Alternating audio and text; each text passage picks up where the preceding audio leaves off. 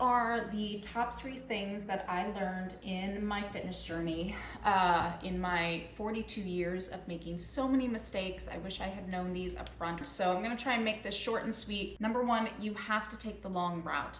There are no shortcuts when it comes to being healthy, strong, and fit. If you're thinking that you're gonna try and fit into that swimsuit 6 weeks from now, you have to get rid of that mentality. It took me 2 years to drop 25 pounds. Now, I was trying to fix a whole lot of other things too. My sleep, prioritizing protein. I started eating more because I realized I was starving myself and then binging alcohol calories on the weekends. I gave up alcohol, I gave up caffeine. I was just trying to bring my body back to homeostasis. I wasn't really focusing on losing weight because I wanted to do it the right way and I wanted the results to be long-term. So realistically, if you are starting your fitness journey and you're thinking you're gonna fit into that dress or fit into that swimsuit 2 months from now or 6 weeks from now or whatever, you have to lay that down. You have to know that you're not gonna see any real results for like a year. Maybe more, if you're doing everything the right way. Prioritizing the sleep, quitting the binge drinking. Maybe that means giving up caffeine. For me, I did. Maybe you don't have to. A lot of people don't. Maybe it means quitting smoking, lifting heavy, walking, honing in on your diet. So if you're going to do this the right way, you need to think of it like schooling, like going back to school to become a lawyer or a doctor or whatever. Those things take time, but while you're on that journey, you have a sense of pride. You know that 6 weeks from now, you're not gonna fit into that swimsuit.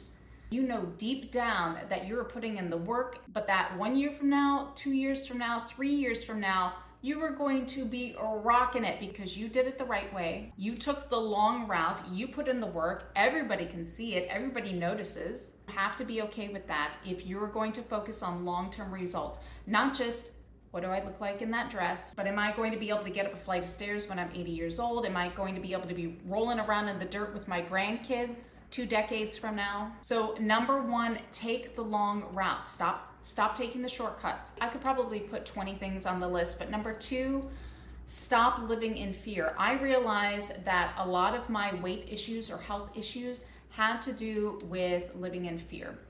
Fear of missing out. You know, I'm doing great all week and then the weekend comes and family and friends are going out to eat and celebrate or whatever, and I don't want to miss out on those things. Fear of abandonment in my relationship. If I didn't do X, Y, Z, like, I don't know, going out to a bar, that I would be left behind or abandoned. I mean, these things run deep. Fear of looking dumb, maybe going into the gym and looking around and not understanding exactly what you're doing there or how to use a piece of equipment, and I'm gonna go sit over on the weight benches with all the guys or whatever, and it's very intimidating. Fear of looking dumb can hold you back. There are things in your life that holding you back in your fitness and health journey because of fear. Fear your partner may not be on board with your health journey. Fear of criticism from friends and family. Fear of going to Thanksgiving, they'll be like, oh, here she comes. She's better than all of us, or whatever it might be.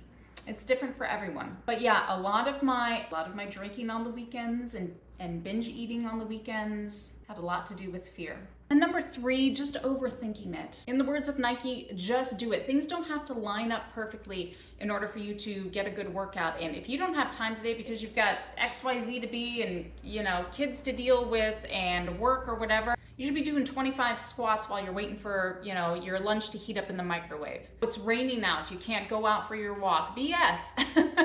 Take an umbrella. With the exception of like a lightning storm, take an umbrella and get out in the rain. The kids would love it. Jump in a bunch of puddles, get out, get that exercise in. Maybe you're waiting for your significant other to jump on board with you and do this whole like health journey with you. You cannot wait for other people. You have to take control and stop waiting for things to line up perfectly. You don't have the right gym clothes. I realized in my journey that all of these were just really excuses to not do anything.